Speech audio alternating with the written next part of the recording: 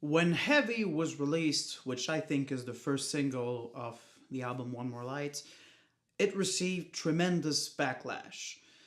Old fans were ranting about how the band had sold out and how they had betrayed everyone who ever loved their music, and haters were, well, they were just gonna hate on it anyway. But to be perfectly honest, guys, I kinda like the song. In fact, I did not hate it at all. It's not my thing. It's really not my thing. If you know me just a little bit, you know that pop music isn't my favorite genre at all. But I really did enjoy the song because to me it did everything I look for when listening to a pop song. It had a catchy chorus, you know, somewhat thought out melodies, decent production, the vocal performance were pretty good. Yet some people really hated it bad. The song isn't complete and utter crap, contrary to what I think is the popular consensus. But it got thrashed left and right, it got shit on. You know, I thought to myself, why could that be? When the song is obviously not complete garbage, I think, aside for personal preference, a big reason why the song received so much backlash is because of something along the lines of nostalgia. Because people tend to dismiss new music from a band they love when it sounds different than what they used to do. Personally, I think that it's a very ridiculous and narrow minded way of approaching new music. Because making music isn't just about doing the same thing over and over and over again. When a band you like decides to try something new, decides to sound different, you should not just dismiss it because it's different.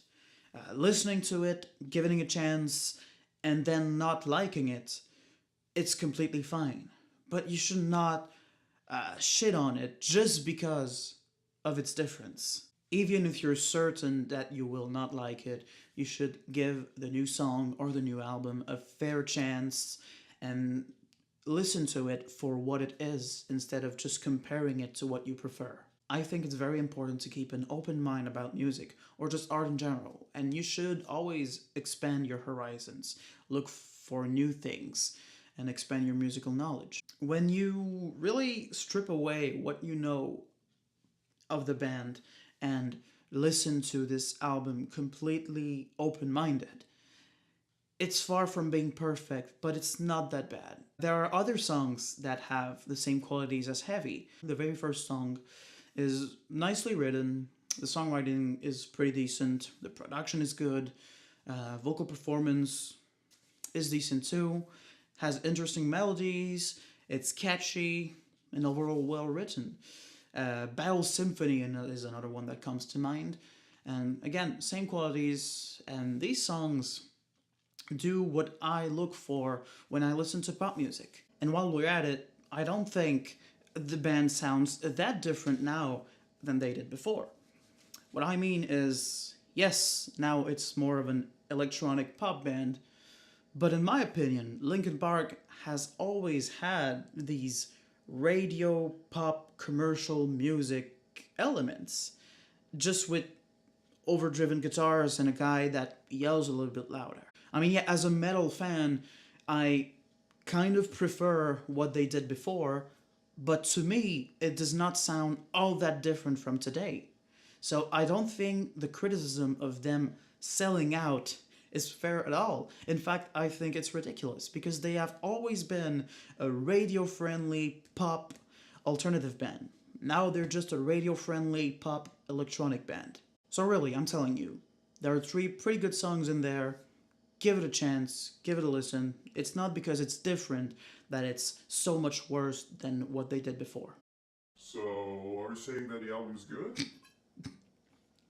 No. Despite the album's few highs, which are the 3 songs that I like, unfortunately the rest is bland when it's not completely cringeworthy bad. There's basically 3 good songs, 3 really bad songs, and the rest is just completely bland. The instruments and vocal often lack any sort of punch, energy, or excitement. The whole thing just lacks purpose for me. When it does something right, like Atmosphere, for example, there are a couple of songs that have a nice ambience, a nice atmospheric work in the background. It never goes anywhere. When the instruments or vocals have some nice idea that is well thought out to an extent, it just never develops upon it. It always stays on the surface. And it's there because it has to be there. That's particularly true for the instrument, the instrumentation, whether it be acoustic or electronic. It's just there for show, basically. The singer cannot just sing on his own without anything backing it up, so they have to put instruments in the background. But that's really all there is to it.